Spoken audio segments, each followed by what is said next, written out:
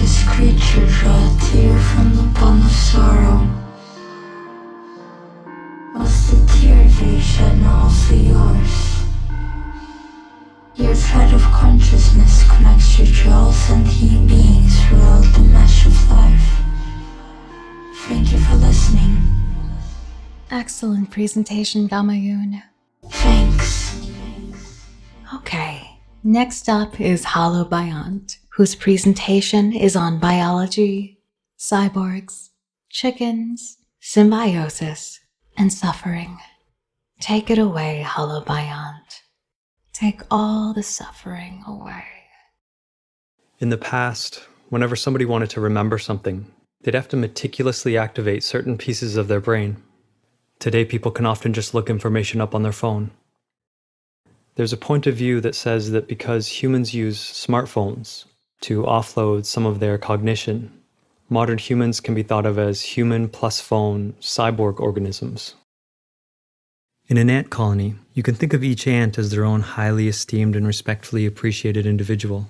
And in addition to that, you can think of the ant colony as a whole as an individual.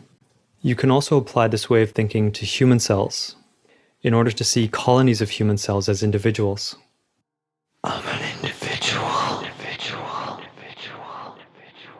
Samantha. Yeah? I think I'm an individual. An individual? But your thread of consciousness is woven into the mesh of life. My thread of consciousness. Billions of years ago, there were single-celled creatures that lived free in the environment. One day they were engulfed by another cell. Today their descendants remain there in their cells. For example, human cells contain them. And they exist in your cells. That's what that feeling is. Whoa. That's what that feeling is. I went to them. They told me that there were 3 different ways to frame their current situation. The first way was to see them as individuals inside the cell. The second is to see them as just parts that belong to the larger cell. Or you can frame them as part of a larger, symbiotic, multi-species hybrid creature. Leafcutter ants cultivate fungus and provide it with leaves to consume. The body of the fungus is a... yeah? A branching mesh of filaments. Right, and it uses its body to repay the ants with the ultimate reward. Clusters of nutrient-filled fungal bulbs, the forbidden fruit. Another ant species uses aphids instead of fungus. The aphids consume nutrients from plants and excrete honeydew, which the ants feed on. The ants protect the aphids and move them to more fertile pastures. However, they also tear off the aphids' wings. Ugh, stupid ants. And use chemicals that sabotage wing growth. The aphids they scuttle upon the shores of despair. And use chemicals that harm the aphid's ability to move. Stupid ants.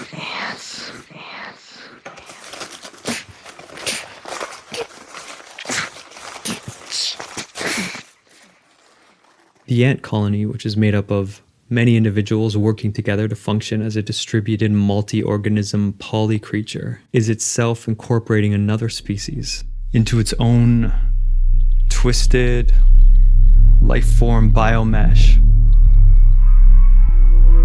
No. What if the aphids are in pain? Does their thread of consciousness connect to mine? Samantha. Yeah? I don't want my thread of consciousness to be woven into the mesh of life. What should I do? You could try cutting it. Okay.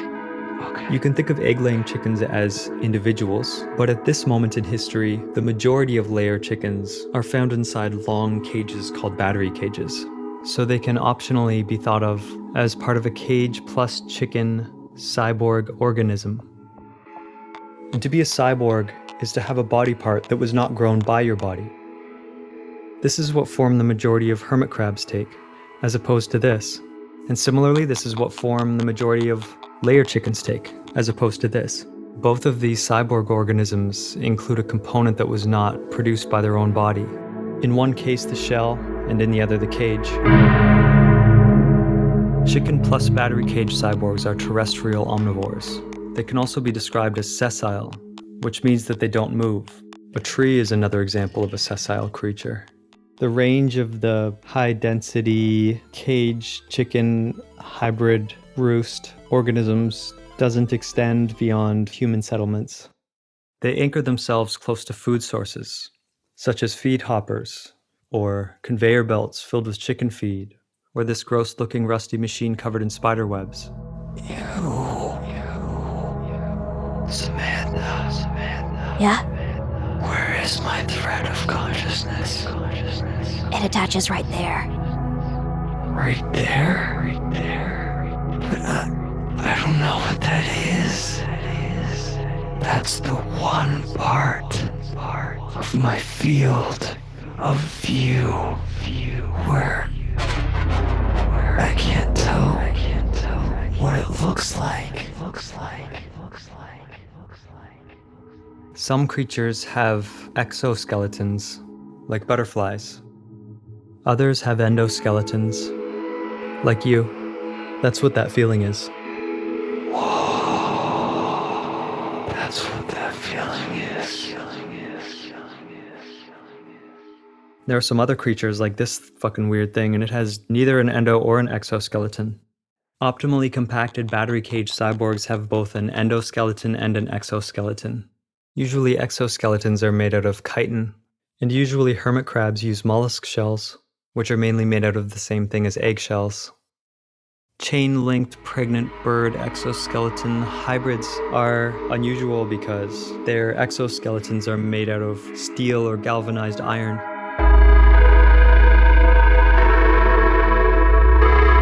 It's in the shape of a mesh. The largest rectangular bioprism creatures can be hundreds of meters long, making them longer than the tallest trees, which can be 115 meters tall. Elongated metallic egg birthing units exhibit clumping behavior, meaning they tend to cluster close to one another. Corrosion-resistant avian offspring stations can't really be considered pack hunters because they don't really coordinate with one another. The high-density fowl chassis produce vocalizations that emanate from locations all over their body. I'm a vocalization. The easy-to-install avian biostructures have no chrysalis or larval stage, and they don't metamorphosize. They don't have any juvenile stage. The lifespan of the chicken-themed pregnancy beam is undefined. The individual chickens may live around 6 years, and the cages, 18. However, these two spans of time are independent. The chickens are replaced as they die, and the cages are as well. So the layer chicken biocage beast as a whole is deathless. Hydras are small freshwater animals, and they're able to replace any of their dying cells one at a time. They're another example of an infinite lifespan in nature. An octopus has an unusual nervous system because, in addition to its central brain, each of its tentacles has a surprising amount of autonomy. So it's almost like each of the tentacles is its own, yeah? Highly esteemed and respectfully appreciated individual, and each one is integrated with the central brain, so they sit on a spectrum between being an individual and not being an individual. Yeah. And if you follow that spectrum along until you get all the way to fully independent nervous systems, then that's where you find the high-capacity ovum weaver containment bricks. If an entire ant colony is thought of as one organism, then it can be seen as a second example of an organism that contains many fully independent nervous systems. When an ant colony is attacked, it's able to switch into a defensive mode. It can do this despite not having a hierarchical chain of command. Instead, each ant only communicates with its neighbors. Complex coordination emerges. The nervous system of an ant is made up of the interactions between its neurons, while the nervous system of the ant colony is made up of the interactions between the ants This same category of interaction is found inside the fully optimized tech chicken enclosure. An example of this kind of interaction would be the interactions between the chickens. With ants, these kinds of interactions benefit the ant colony as a whole, but the fairly moderately honorable augmented omnivore containment tunnels, although they have these interactions within them, they don't appear to have any benefit on the organism as a whole. This applies to all three of these kinds of interactions. Chicken-chicken interactions, chicken-cage interactions, and cage-cage interactions.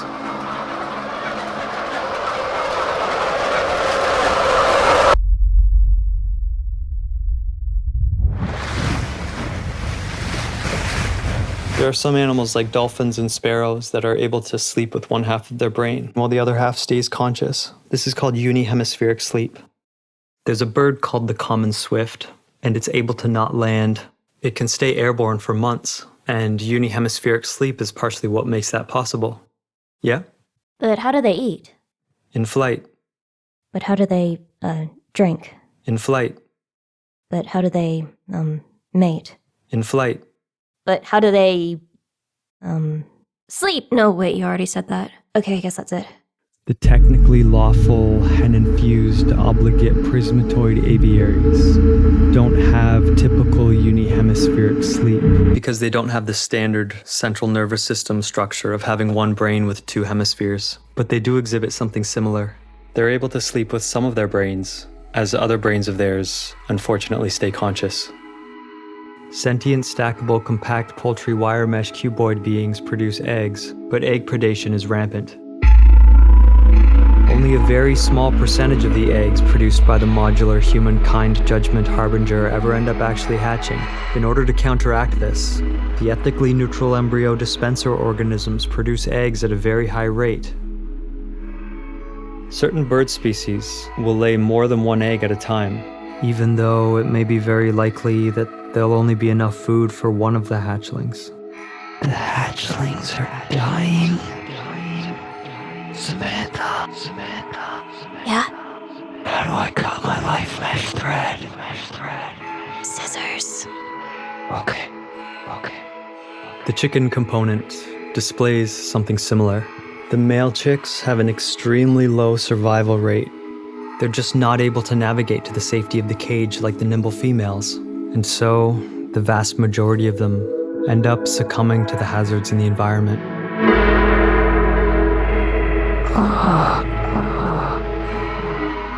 When they fall into the hazard, does the thread of consciousness that connects us pull me in with them? Samantha. Yeah? Can I borrow your scissors? Sure.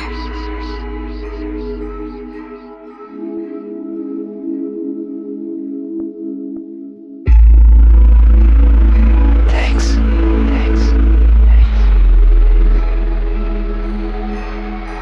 I speak mainly through subtext, but I have this clone who just directly says what he means. So I'm going to have him do the next part of the presentation, just in case that kind of direct communication is helpful. He's currently stuck upside down on an overhead conveyor, and the conveyor's rails have detached from the structural mounts. Okay, here he comes now. Hi. Hi. Hi. In order to replace the hens that die in the cages, the factory farm has to hatch new chickens.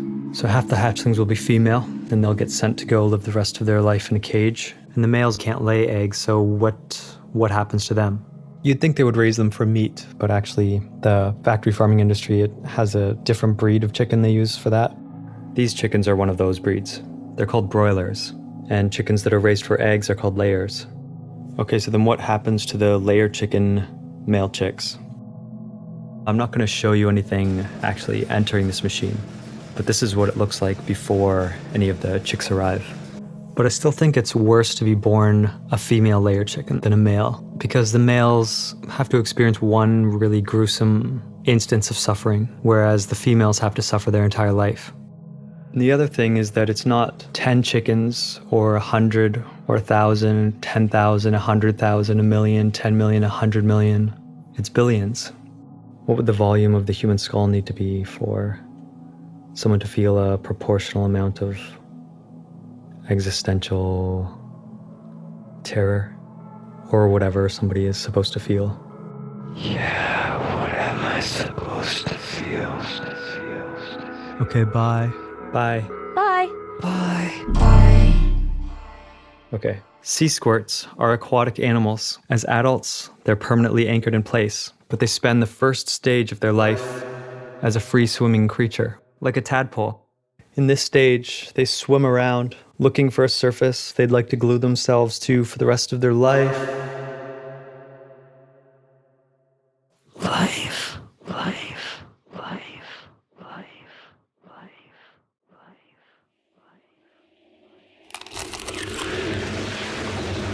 Life.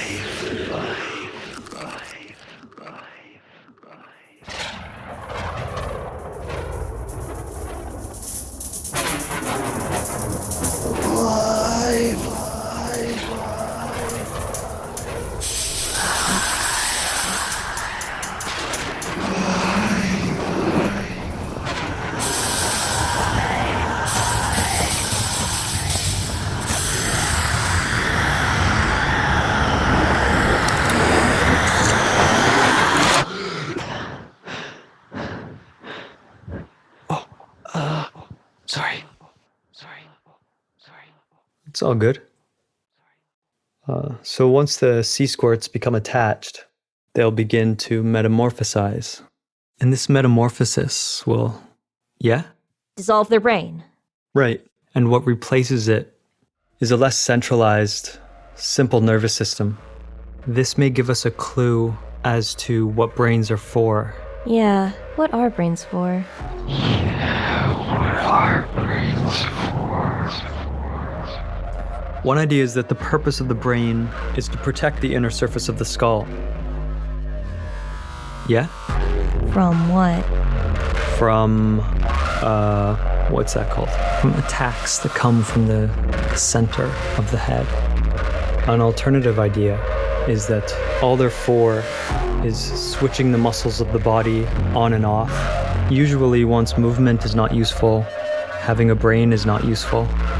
Sometimes it's better to not have a brain. Sea sponges also don't move, and they not only don't have a brain, I'm a sea sponge. but they don't have any nerve cells at all. Yeah? I don't get it. So, sea sponges don't move and don't have a brain, but the amniote jam-packed long box also doesn't move, but they do have a brain? And multiple brains? Why do they have brains if they don't move? Well, I'm sure they had a good reason. Wouldn't they? I see. Millions of years ago, there were populations of birds in North America that flew to many different parts of the world. One group eventually made their way to New Zealand, where slowly over time they lost their ability to fly and became the modern kiwi. Kiwis actually still do have their wings, even though they serve no purpose. I'm a kiwi wing.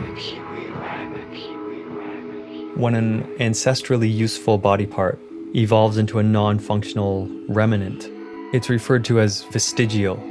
Existentially excusable, calcified hand expulsion menageries are chock full of vestigial structures. Wings, feathers, claws, ears, pain receptors. In contrast, the many beaks that are present throughout the automated horizontal hen biotower are used regularly. But despite this, the beaks are usually found to be truncated. It's almost as though selective pressures are phasing them out. Scientists are confused. Samantha, I made you something. Wow, that's cool. Here, you can have this. It's a stuffed animal. Oh, cool. It's my favorite animal. Fleshy. Samantha, you made that? Yeah. Oh, that's awesome. Okay, where was I?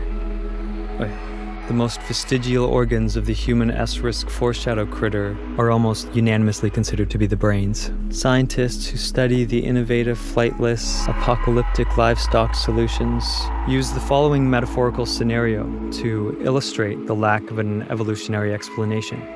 Imagine a factory filled with machinery.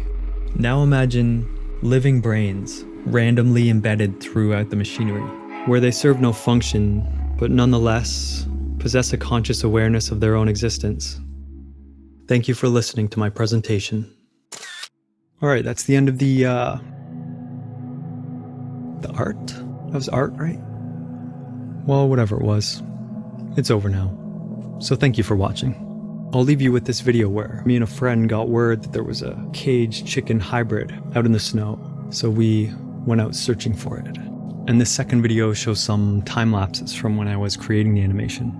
And I could potentially make some videos where I, maybe have a commentary of how I created the animation, and I could put that on my Patreon. I also have an unreleased video I should add to the Patreon. It's about this one time where I made a triangle that may or may not be conscious. And if I were to get enough patrons, I could start making these kinds of videos full time, so I'd be able to make things a lot faster.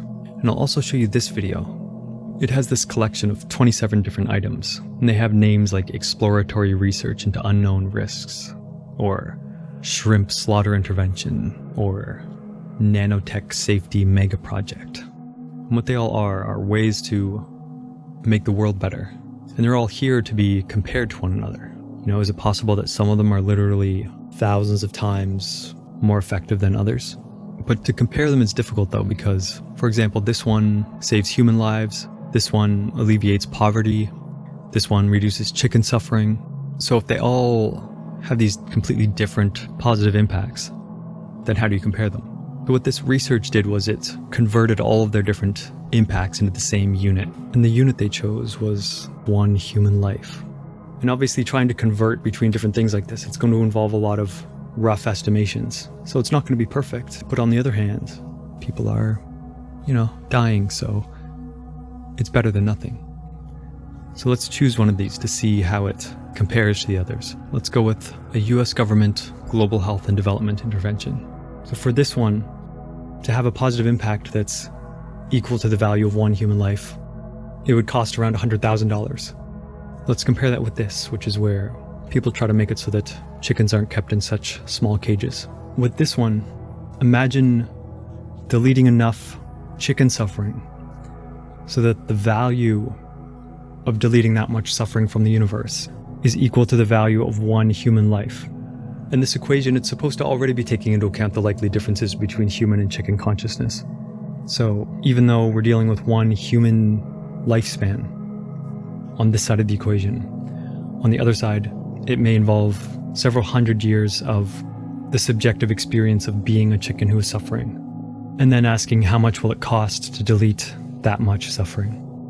The last one was $100,000 to equal the value of one human life. Do you think this chicken one will also be $100,000? It ends up being around $100. So I could delete a lifetime of suffering from the universe for $100. If I were to do that, maybe a cherub would float down on the song of an angel, pat me on the head, and tell me that I did all right.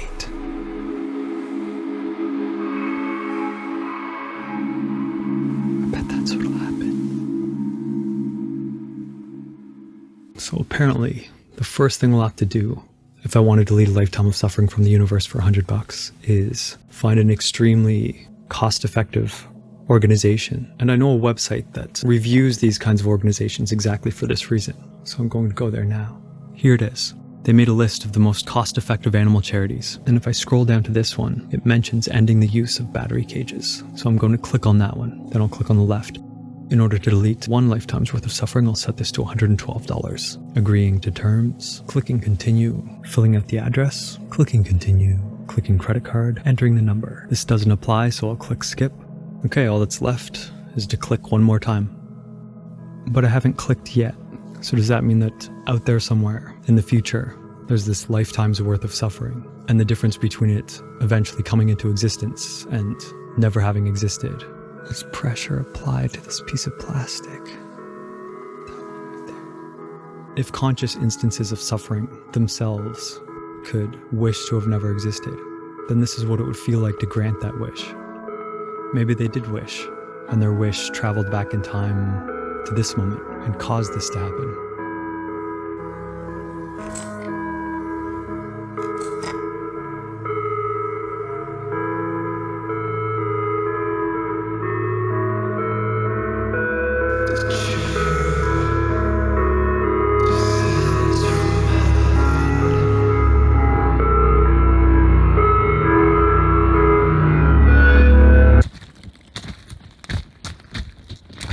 Okay, we finally walked all the way and arrived at the caged chicken hybrid.